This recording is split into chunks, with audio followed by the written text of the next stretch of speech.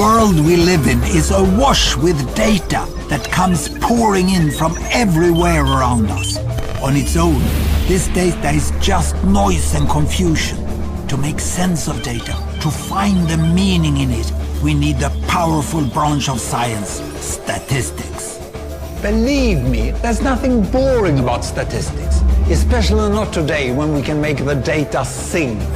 With statistics, we can really make sense of the world. And there's more. With statistics, the data deluge, as it's being called, is leading us to an ever greater understanding of life on Earth and the universe beyond. And thanks to the incredible power of today's computers, it may fundamentally transform the process of scientific discovery. I kid you not, statistics is now the sexiest subject around.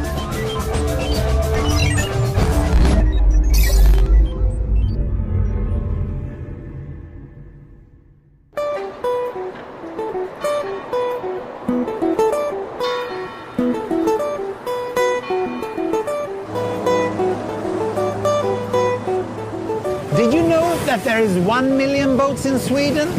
That's one boat per 9 people. It's the highest number of boats per person in Europe.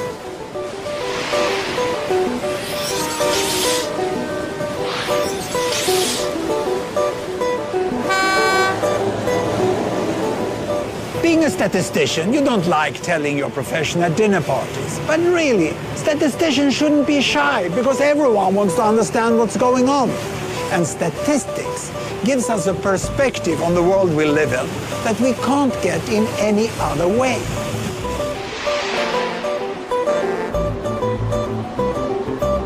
Statistics tells us whether the things we think and believe are actually true.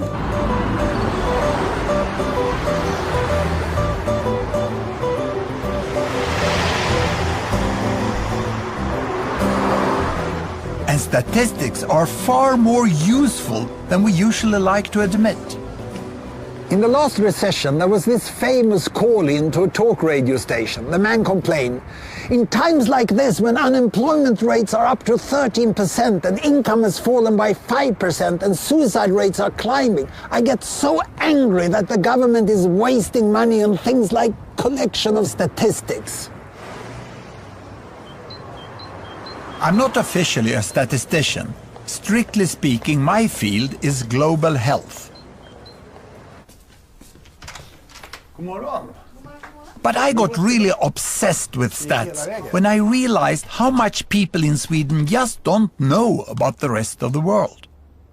I started in our medical university, Karolinska Institute, an undergraduate course called Global Health. These students coming to us actually have the highest grade you can get in Swedish college system, so I thought maybe they know everything I'm going to teach them about. So I did a pre-test when they came, and one of the questions from which I learned a lot was this one: which country has the highest child mortality of these 5 pairs? I won't put you at a test here, but it's Turkey, which is highest there, Poland, Russia, Pakistan, and South Africa. And these were the results of the Swedish students. At 1.8 right answer out of 5 possible. That means that there was a place for a professor of international health and for my course. But one late night, when I was compiling the report, I really realized my discovery. I have shown that Swedish top students know statistically significantly less about the world than the chimpanzees.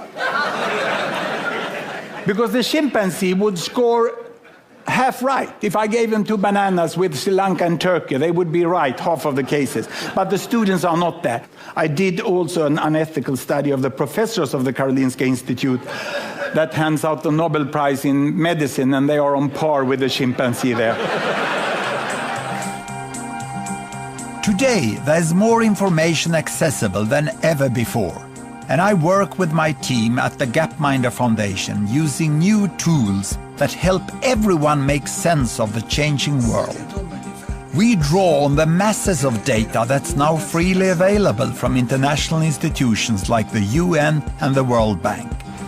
And it's become my mission to share the insights from this data with anyone who listens and to reveal how statistics is nothing to be frightened of. Thank you very much. I'm going to provide you a view of the global health situation across mankind. And I'm going to do that in a hopefully enjoyable way, so relax. So we did this software which displays it like this. Every bubble here is a country. This is China. This is India. The size of the bubble is the population. And I'm going to stage a race here between this sort of yellowish Ford here and the red Toyota down there and the brownish Volvo. The Toyota has a very bad start down here, and United States Ford is going off-road there, and the Volvo is doing quite fine. This is the war. The Toyota got off track, and now Toyota is coming on the healthier side of Sweden. That's about where I sold the Volvo and bought the Toyota. This was a great leap forward when China fell down. It was central planning by Mao Zedong. China recovered and they said never more stupid central planning, but they went up here. No, there was one more inequity. Look there, United States. Oh, they broke my frame. Washington, D.C. is so rich over there, but they are not as healthy as Kerala in India. It's quite interesting, isn't it?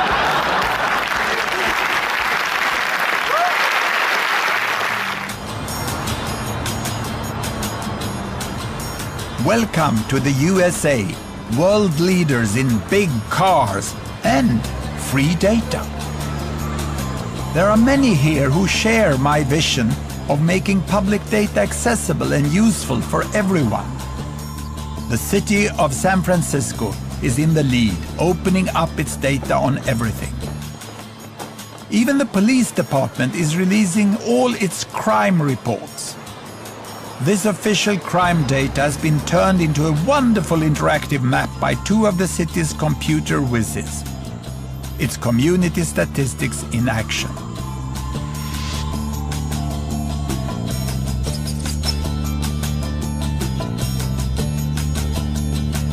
Crime spotting is a map of crime reports from the San Francisco Police Department showing, dots on maps for citizens to be able to see patterns of crime around their neighborhoods in San Francisco.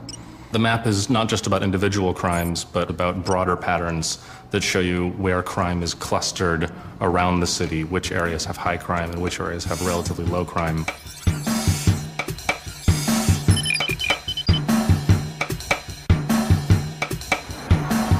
We're here at the top of Jones Street on Nob Hill. Quite a nice neighborhood. What the crime maps show us is the relationship between topography and crime. Basically, the higher up the hill, the less crime there is. You cross over the border into the flats. Essentially, as soon as you get into the kind of lower lying areas of Jones Street, the crime just skyrockets.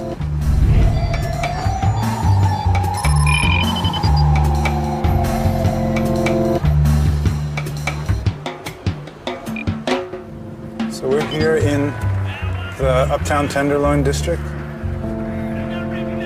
It's one of the oldest and densest neighborhoods in San Francisco. This is where you go to buy drugs, right around here. We see lots of aggravated assaults, lots of auto thefts. Basically, the huge part of the crime that happens in the city happens just right in this 5 or 6 block radius.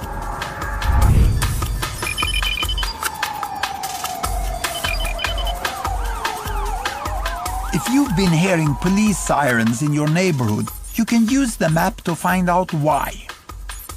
If you're out at night in an unfamiliar part of town, you can check the map for streets to avoid. If a neighbor gets burgled, you can see, is it a one-off or has there been a spike in local crime? If you commute through a neighborhood and you're worried about its safety, the fact that we have the ability to turn off all the nighttime and middle of the day crimes and show you just the things that are happening during the commute is a statistical operation. But I think to people that are interacting with the thing, it feels very much more like they're just sort of browsing a website or, shopping on Amazon. They're looking at data and they don't realize they're doing statistics. What's most exciting for me is that public statistics is making citizens more powerful and the authorities more accountable.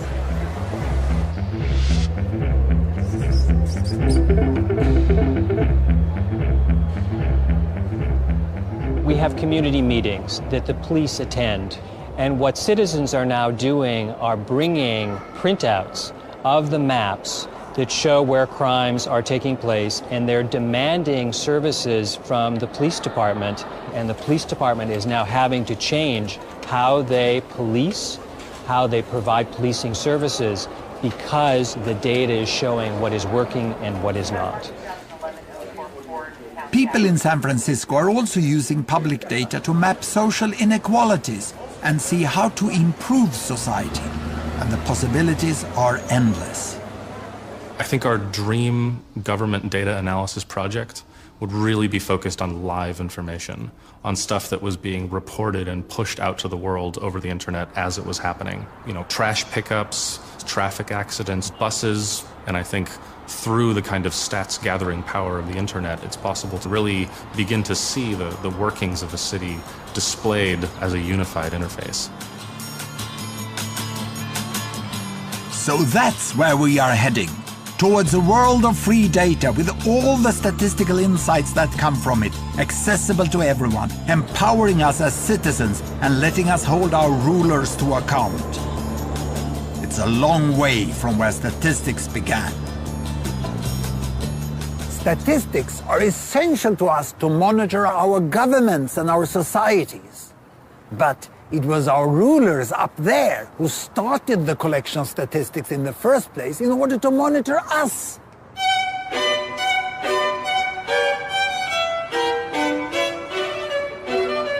In fact, the word statistics comes from the state. Modern statistics began 2 centuries ago. Once it got going, it spread and never stopped.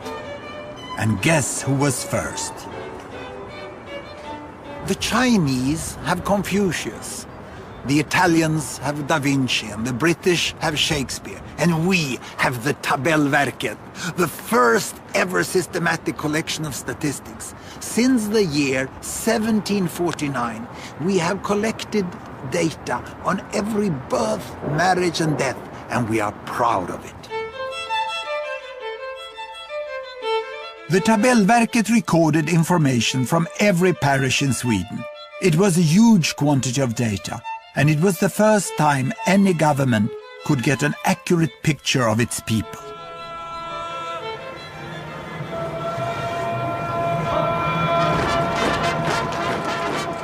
Sweden had been the greatest military power in Northern Europe, but by 1749 our star was really fading, and other countries were growing stronger. At least, though, we were a large power, thought to have 20 million people, enough to rival Britain and France. But we were in for a nasty surprise. The first analysis of Tabellverket revealed that Sweden only had 2 million inhabitants. Sweden was not only a power in decline, it also had a very small population. The government was horrified by this finding. What if the enemy found out? But the Tabellverket also showed that many women died in childbirth. And many children died young, so government took action to improve the health of the people. This was the beginning of modern Sweden. It took more than 50 years before the Austrians, Belgians, Danes, Dutch, French, Germans, Italians, and finally the British caught up with Sweden in collecting and using statistics.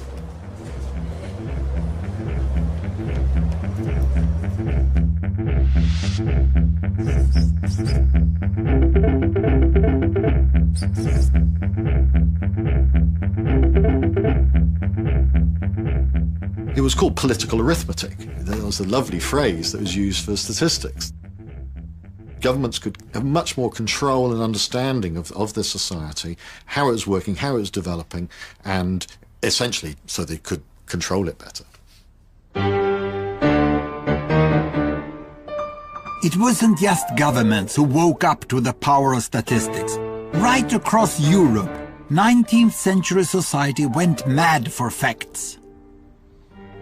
And despite its late start, Britain, with its Royal Statistical Society in London, was soon a statistician's nirvana. I love looking at old copies of the Royal Statistical Society Journal because it's full of such odd stuff. There's a wonderful paper from the 1840s which shows a map of England and the rates of bastardy in each county, and so you can identify very quickly the areas with high rates of bastardy. Being in East Anglia, it always makes me slightly laugh that Norfolk seems to top the bastardy league in the 1840s. One of the founders of the Royal Statistical Society was the great Victorian mathematician and inventor Charles Babbage. In 1842, he read the latest poem by an equally great Victorian, Alfred Tennyson. Vision of Sin contained the lines, "Fill the cup and fill the can, have a rouse before the morn. Every moment dies a man, every moment one is born."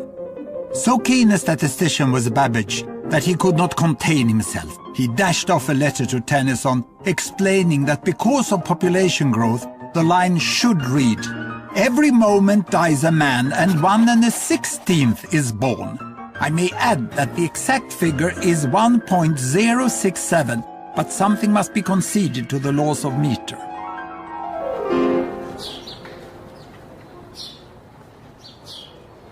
In the 19th century, scholars all over Europe did amazing work in measuring their societies.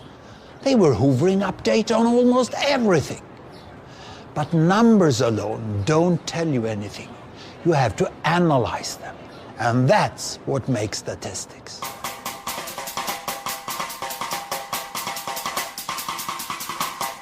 When the first statisticians began to get to grips with analyzing their data, they seized upon the average, and they took the average of everything.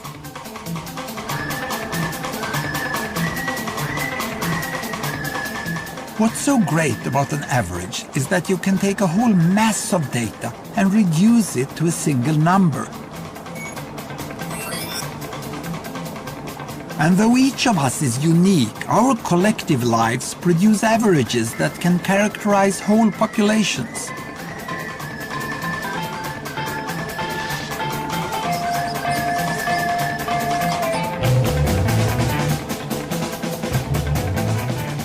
I looked in my local newspaper one week and saw a pensioner had accidentally put her foot on the accelerator and crushed her friend against a wall.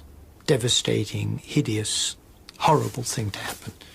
And then there was a second one about a young man who didn't have a driving license, was driving a car under the influence of drugs and alcohol, and he bashed into a pedestrian, killed him. What's remarkable, absolutely remarkable, if you look at the number of people who die each year in traffic crashes, it's nearly a constant.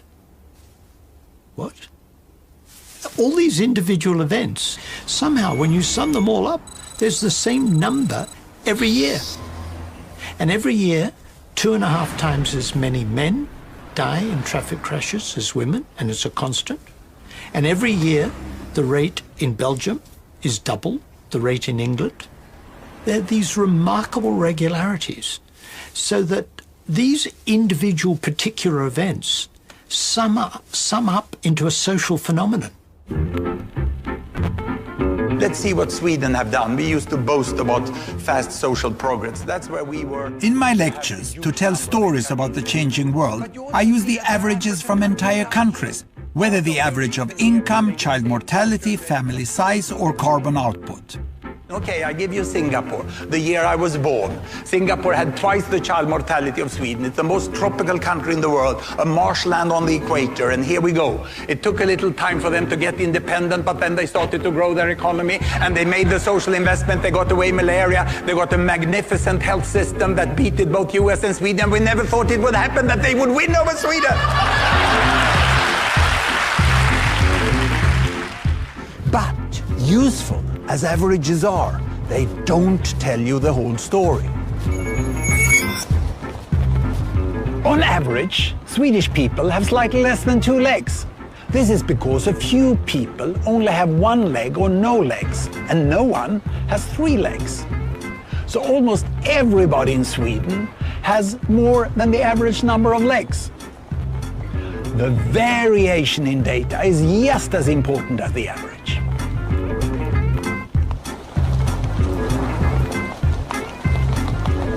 But how do you get a handle on variation? For this, you transform numbers into shapes. Let's look again at the number of adult women in Sweden for different heights. Plotting the data as a shape shows how much their heights vary from the average and how wide that variation is. The shape a set of data makes is called its distribution.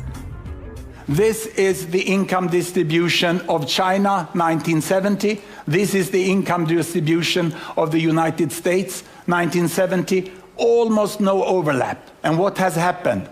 China is growing, it's not so equal any longer, and it's appearing here, overlooking the United States, almost like a ghost, isn't it? Huh? It's pretty scary.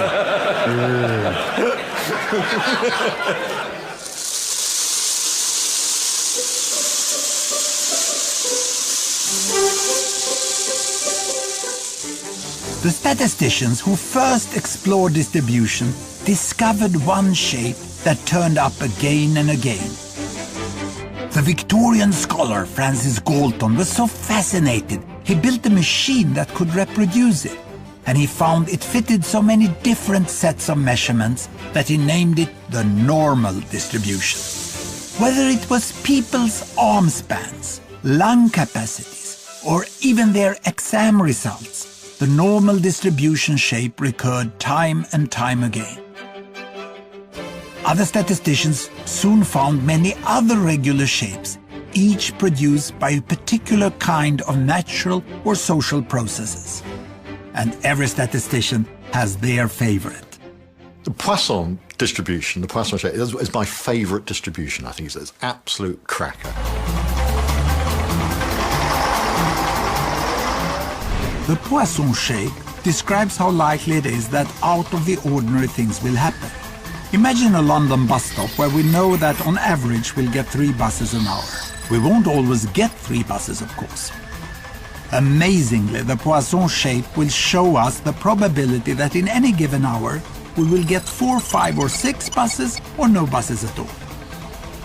The exact shape changes with the average.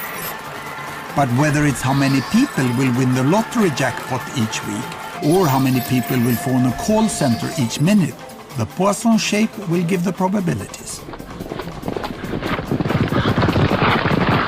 The wonderful example where this was applied to in the late 19th century was to count each year the number of Prussian officers, cavalry officers, who were kicked to death by their horses. Now, some years there were none, some years there were 1, some years there were 2, up to 7, I think, one particularly bad year. But with this distribution, how many years there were with 0, 1, 2, 3, 4 Prussian cavalry officers kicked to death by their horses beautifully obeyed the Poisson distribution.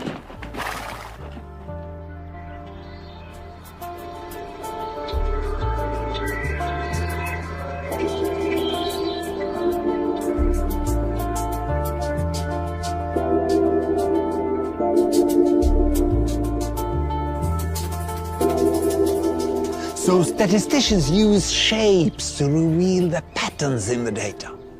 But we also use images of all kinds to communicate statistics to a wider public. Because if the story in the numbers is told by a beautiful and clever image, then everyone understands. Of the pioneers of statistical graphics, my favorite is Florence Nightingale.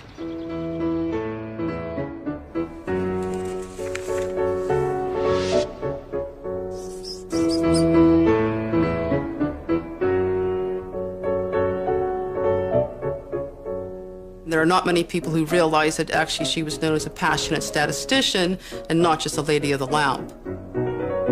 She said that to understand God's thoughts, we must study statistics, for these are the measure of his purpose. Statistics was for her a religious duty and moral imperative.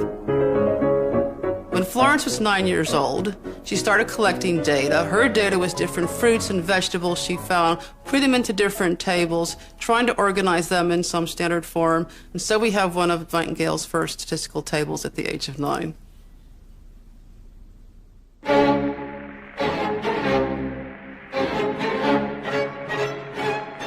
In the mid-1850s, Florence Nightingale went to the Crimea to care for British casualties of war. She was horrified by what she discovered. For all the soldiers being blown to bits on the battlefield, there were many, many more soldiers dying from diseases they caught in the army's filthy hospitals. So Florence Nightingale began counting the dead. For 2 years, she recorded mortality data in meticulous detail. When the war was over, she persuaded the government to set up a royal commission of inquiry and gathered her data in a devastating report. What has cemented her place in the statistical history books are the graphics she used, and one in particular, the polar area graph. For each month of the war, a huge blue wedge represented the soldiers who had died from preventable diseases. The much smaller red wedges were deaths from wounds, and the black wedges, deaths from accidents and other causes. Nightingale's graphics were so clear, they were impossible to ignore. The usual thing around Florence Nightingale's time was just to produce tables and tables of figures. I mean, absolutely really tedious stuff that, unless you're an absolutely dedicated statistician, it's really quite difficult to spot the patterns quite naturally. But visualizations, they tell a story. They tell a story immediately. And the use of colour and the use of shape, can really tell a powerful story. And nowadays, of course, we can make things move as well. Florence Nightingale would have loved to have played with. She would have produced wonderful animations, I'm absolutely certain of it. Today, 150 years on, Nightingale's graphics are rightly regarded as a classic. They led to a revolution in nursing, healthcare, and hygiene in hospitals worldwide, which saved innumerable lives. And statistical graphics has become an art form of its very own, led by designers who are passionate about visualizing data.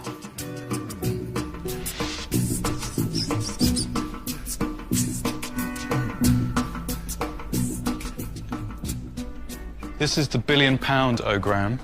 This image arose out of frustration with the reporting of billion-pound amounts in the media. 500 billion pounds for this war, 50 billion pounds for this oil spill. It doesn't kind of make sense. These numbers are too enormous to get your mind round. So I scraped all this data from various news sources and created this diagram. So the squares here are scaled according to the billion-pound amounts. When you see numbers visualized like this, you start to have a different kind of relationship with them. You can start to see patterns. You can see the scale of them. Here, in the corner, this little square, 37 billion, that was the predicted cost of the Iraq War in 2003. And as you can see, it's grown exponentially over the last few years, so the total cost now is around about 2,500 billion. It's funny, because when you visualize statistics like this, you understand them. And when you understand them, you can really start to put things into perspective.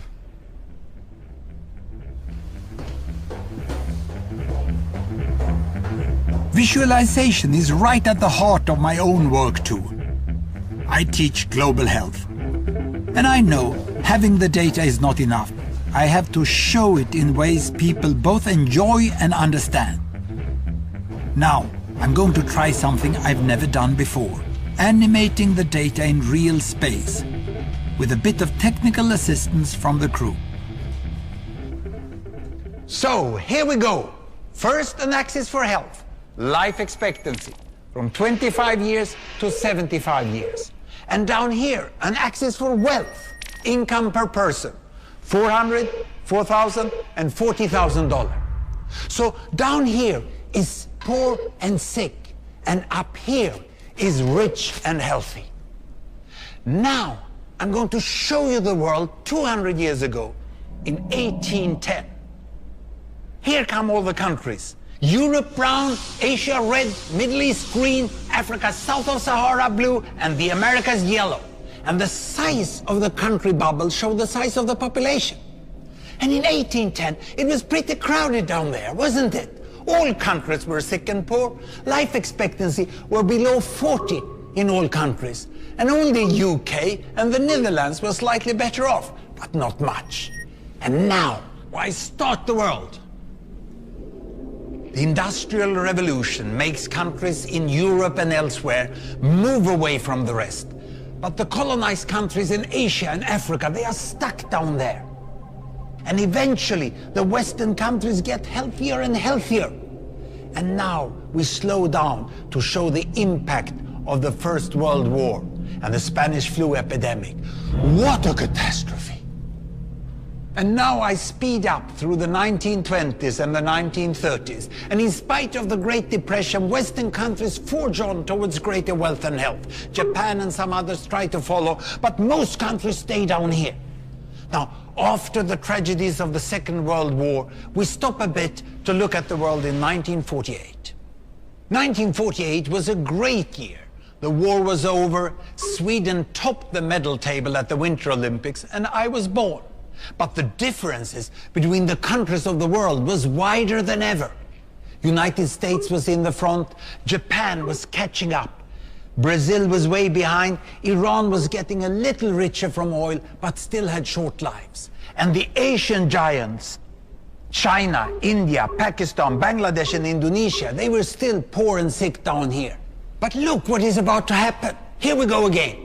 In my lifetime, former colonies gained independence, and then finally they started to get healthier and healthier and healthier. And in the 1970s, then countries in Asia and Latin America started to catch up with the Western countries. They became the emerging economies. Some in Africa follows. Some Africans were stuck in civil war and others hit by HIV. And now we can see the world today in the most up-to-date statistics. Most people today live in the middle, but there are huge differences at the same time between the best of countries and the worst of countries.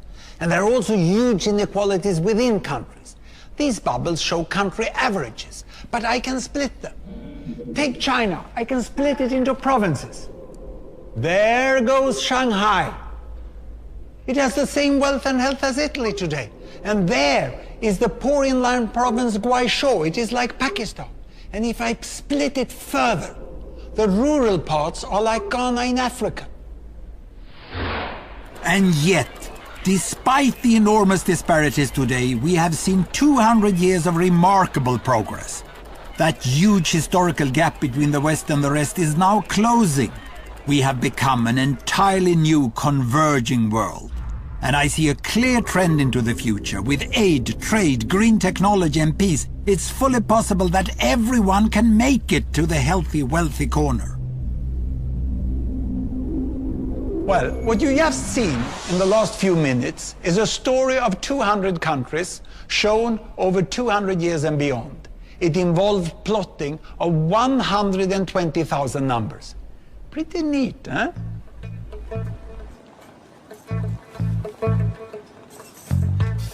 So, with statistics we can begin to see things as they really are. From tables of data to averages, distributions and visualizations, statistics gives us a clear description of the world. But with statistics we can not only discover what is happening, but also explore why, by using the powerful analytical method correlation. Just looking at one thing at a time doesn't tell you very much. You've got to look at the relationships between things, how they change, how they vary together. And that's what correlation is about. And that's how you start trying to understand the processes that are really going on in the world and in society. Most of us today would recognize that crime correlates to poverty, that infection correlates to poor sanitation, and that knowledge of statistics correlates to being great at dancing. Correlations can be very tricky. I got a joke about silly correlations. There was this American who was afraid of heart attack, and he found out that the Japanese ate very little fat and almost didn't drink wine, but they had much less heart attacks than the Americans. But on the other hand, he also found out that the French eat as much fat as the Americans, and they drink much more wine, but they also have less heart attacks. So he concluded that what kills you is speaking English. Smoke, smoke, smoke that cigarette. Puff, puff, puff, and if you smoke yourself to death. The time, the pace, the cigarette, weights tipped. The best example of a really groundbreaking correlation is the link that was established in the 1950s between smoking and lung cancer. Not long after the Second World War, a British doctor, Richard Doll, investigated lung cancer patients in 20 London hospitals, and he became certain that the only thing they had in common was smoking. So certain that he stopped smoking himself. But other people weren't so sure. A lot of the discussion of the early data linking smoking to lung cancer said, well, it's not the smoking, surely that thing that we've done all our lives, that can't be bad for you. Maybe it's genes. Maybe people who are genetically predisposed to get lung cancer are also genetically predisposed to smoke. Maybe it's not the smoking, maybe it's air pollution, that smokers are somehow more exposed to air pollution than non-smokers. Maybe it's not smoking, maybe it's poverty. So now we've got three alternate explanations, apart from chance. To verify his correlation did imply cause and effect, Richard Doll created the biggest statistical study of smoking yet. He began tracking the lives of 40,000 British doctors, some of whom smoked and some of whom didn't, and gathered enough data to correlate the amount the doctors smoked with their likelihood of getting cancer.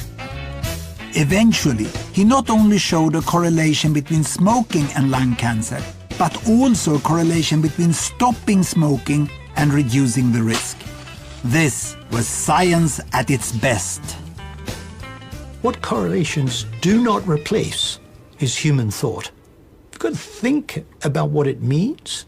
I mean, what a good scientist does, if he comes up with a correlation, is try as hard as she or he possibly can to disprove it, to break it down, to get rid of it, to try and refute it. And if it withstands all those efforts at demolishing it and it's still standing up, then cautiously you say, we really might have something here.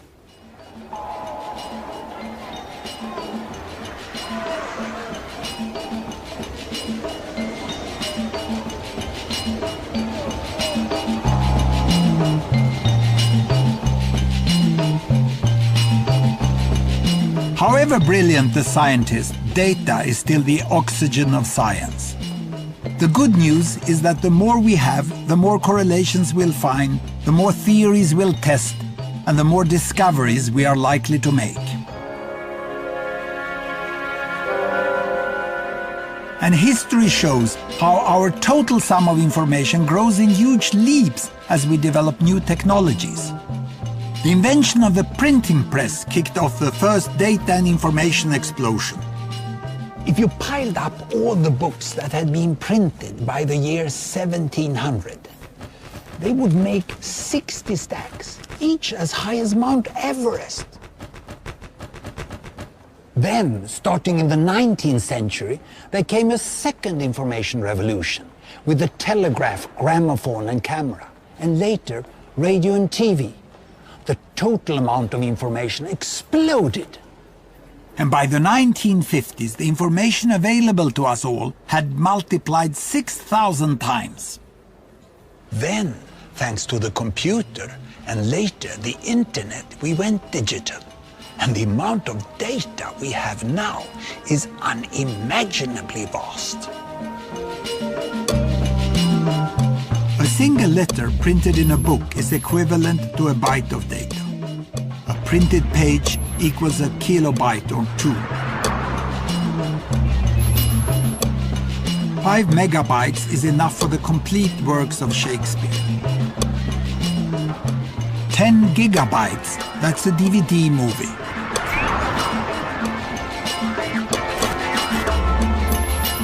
2 terabytes is the tens of millions of photos added to Facebook every day. 10 petabytes is the data recorded every second by the world's largest particle accelerator. So much only a tiny fraction is kept. 6 exabytes is what you'd have if you sequenced the genomes of every single person on Earth.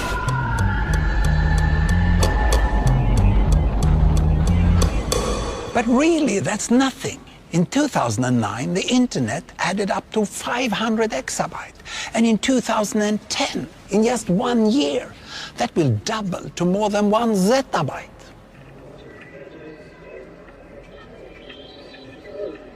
Back in the real world, if we turn all this data into print, it would make 90 stacks of books, each reaching from here all the way to the sun. The data deluge is staggering, but with today's computers and statistics, I'm confident we can handle it. When it comes to all the data on the internet, the powerhouse of statistical analysis is the Silicon Valley giant Google.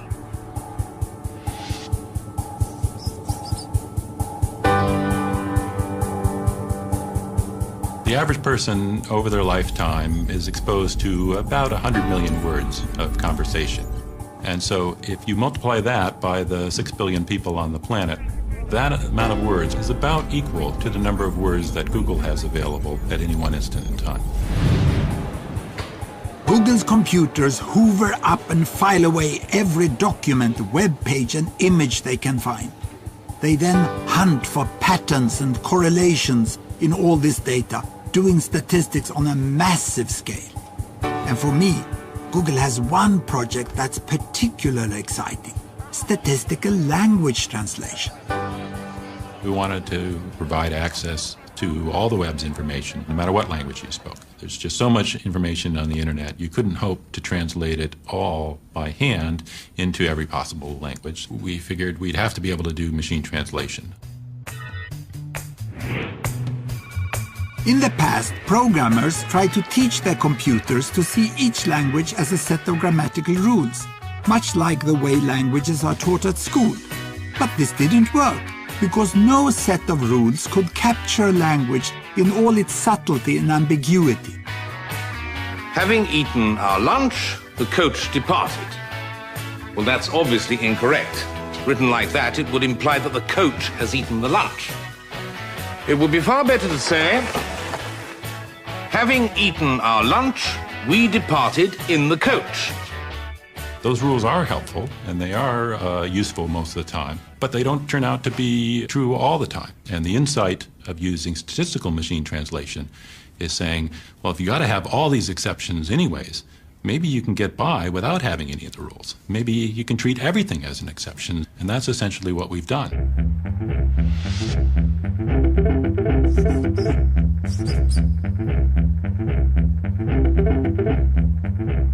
What the computer is doing when he's learning how to translate is to learn correlations between words and correlations between phrases. So we feed the system very large amounts of data, and then the system is seeing that a certain word or a certain phrase correlates very often to the other language. Google's website currently offers translation between any of 57 different languages. It does this purely statistically, having correlated a huge collection of multilingual texts. The people that built the system don't need to know Chinese in order to build a Chinese to English system. They don't need to know Arabic. But the expertise that's needed is basically knowledge of statistics, knowledge of computer science, knowledge of infrastructure to build those very large computational systems that we are building for doing that. Okay, so then I'm going to invite... I hooked up with Google from my office in Stockholm to try the translator for myself. I will type some Swedish sentences. Okay. Sveriges Guldring I örat. Okay, so it says Sweden's finance minister has a ponytail and a gold ring in your ear. So I guess it probably means in his ear. Correct. It's amazing. He comes from the Conservative Party. That's the kind of Sweden we have today. I will type one more sentence. I sitt samköna partnerskap, nya biskop. In his same-sex partnerships has Stockholm's new bishop and his partners a 3-year son. That's it's almost perfect. Unusual. It's just one important thing, it's her. It's a lesbian partnership. Okay, so that's those kinds of words, his and her, are one of the challenges in translation, to get really those right and in especially MT. when it comes to Bishops, one can excuse it. Right. So that, I guess more often than not it would probably be a his. I will write one more sentence. När Sverige deltar i olympiader är målet Inte att vinna utan att slå Norge. Okay. When Sweden is taking part in Olympic goal is not to win, but to beat Norway. Yes, this is what it is. But they are very good in Winter Olympics, so we can't make it, but we are trying. Ah, very good, very good. This is absolutely amazing, you know, and I was especially impressed that it picked up words like same-sex partnerships, which are very new to the language. The translator is good, but if they succeed with what's next, that'll be remarkable. One of the exciting possibilities is combining the machine translation technology with the speech recognition technology. Now, both of these are statistical in nature. The machine translation relies on the statistics of mapping from one language to another, and similarly, speech recognition relies on the statistics of mapping from a sound form to the words. When we put them together, now we have the capability of having instant conversation between two people that don't speak a common language. That I can talk to you in my language, you hear me in your language, and you can answer back, and in real time, we can make that translation, we can get people together and allow them to speak.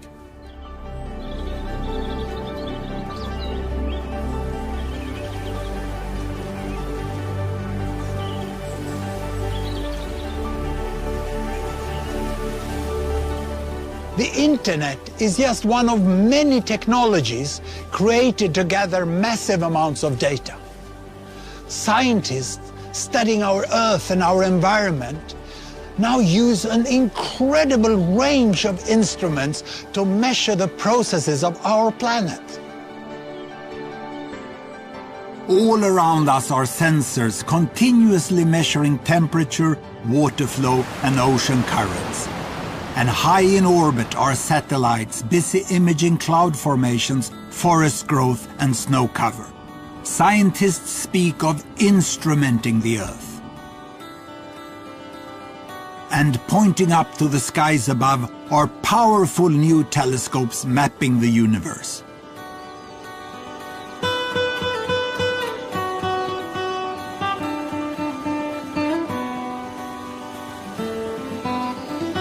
What's happening in astronomy is typical of how profoundly this new torrent of data is transforming science. Astronomers are now addressing many enduring mysteries of the cosmos by applying statistical methods to all this new data.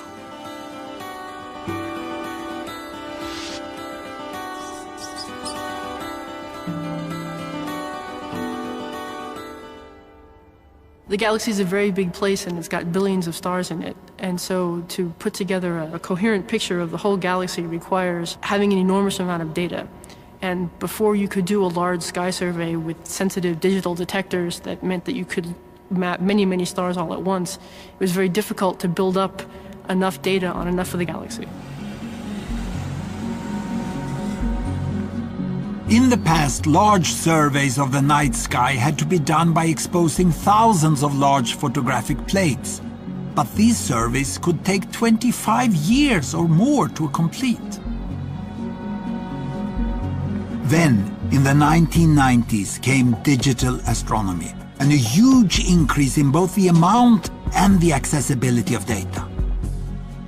The Sloan Sky Survey is the world's biggest yet, using a massive digital sensor mounted on the back of a custom-built telescope in New Mexico. It scanned the sky night after night for 8 years, building up a composite picture in unprecedented resolution. The Sloan is some of the best, deepest survey data that we have in astronomy, both on our own galaxy and on galaxies further away from ours.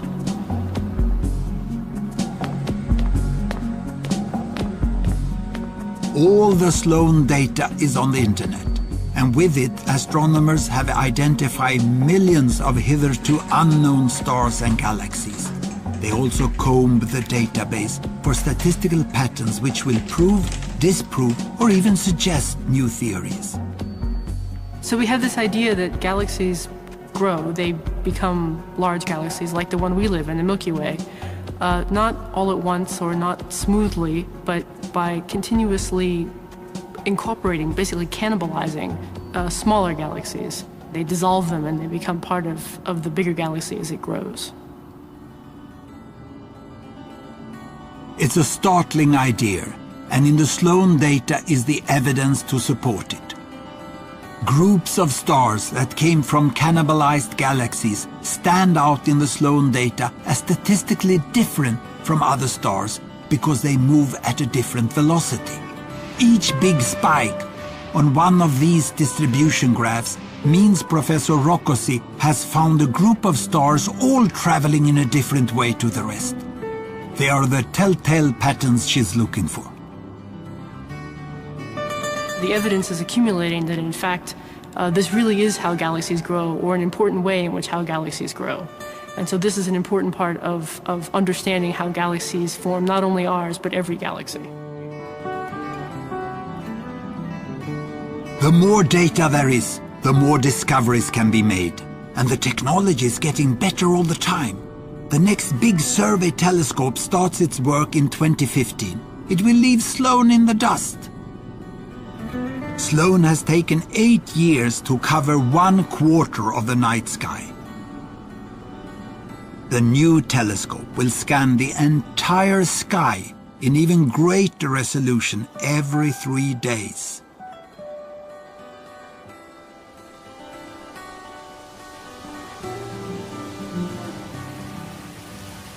The vast amounts of data we have today allows researchers in all sorts of fields to test their theories on a previously unimaginable scale. But more than this, it may even change the fundamental way science is done. With the power of today's computers applied to all this data, the machines might even be able to guide the researchers.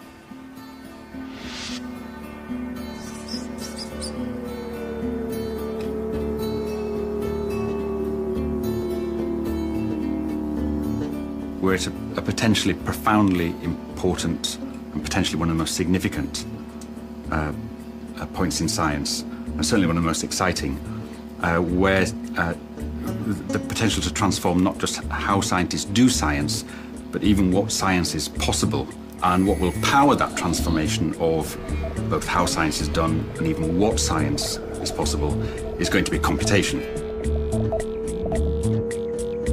Many of the dynamics of the natural world, like the interplay between the rainforest and the atmosphere, are so complex that we don't as yet really understand them.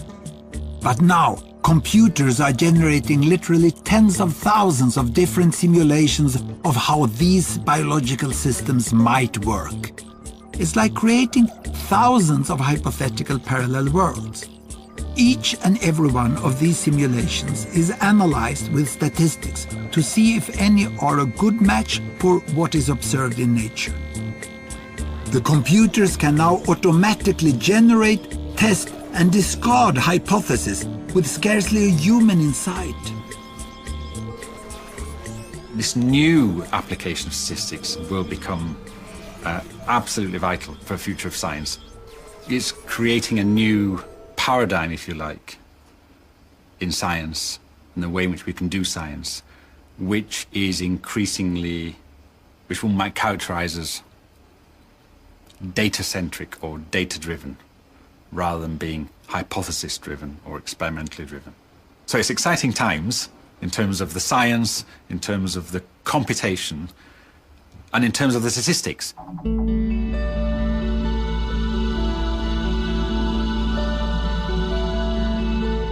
Now, if all that sounds a bit abstract and theoretical to you, how about one final frontier? Could statistics even make sense of your feelings? In California, where else, one computer scientist is harvesting the internet to try to divine the patterns of our innermost thoughts and emotions.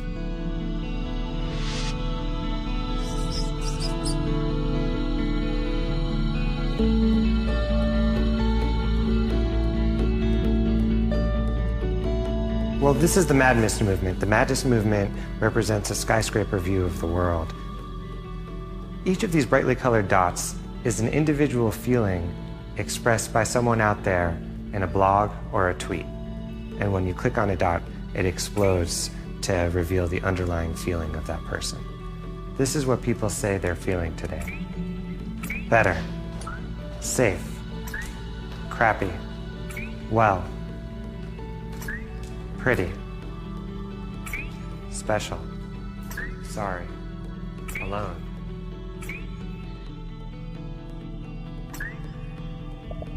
So every minute We Feel Fine crawls the world's blogs, takes all the sentences that start with the words I feel or I am feeling, and puts them in a database. We collect all the feelings, and we count the most common. They are better, bad, good, right, guilty, sick, the same, like shit, sorry, well, and so on. And we can take a look at any one feeling and analyze it. Right now, a lot of people are feeling happy. We can take a look at all the people who are happy and break down by age, gender, or location. Since bloggers have public profiles, we have that information, and so we can ask questions like, are women happier than men? Or is England happier than the United States?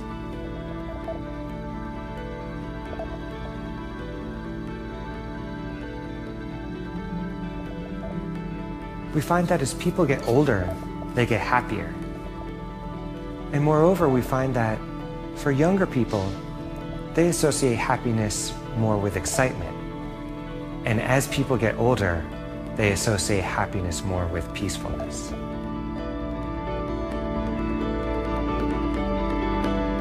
And we also find that women feel loved more often than men, but also more guilty, while men feel good more often than women, but also more alone.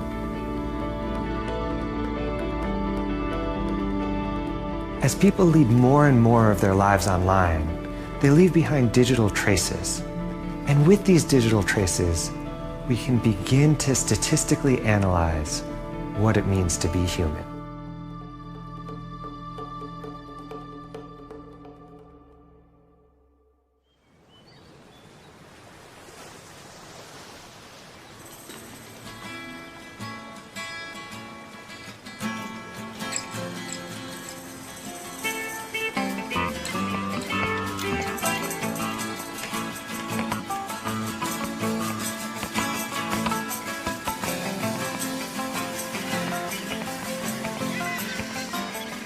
So where does all of this leave us? We generate unimaginable quantities of data about everything you can think of, and we analyze it to reveal the patterns. And now, not only expert, but all of us can understand the stories in the numbers.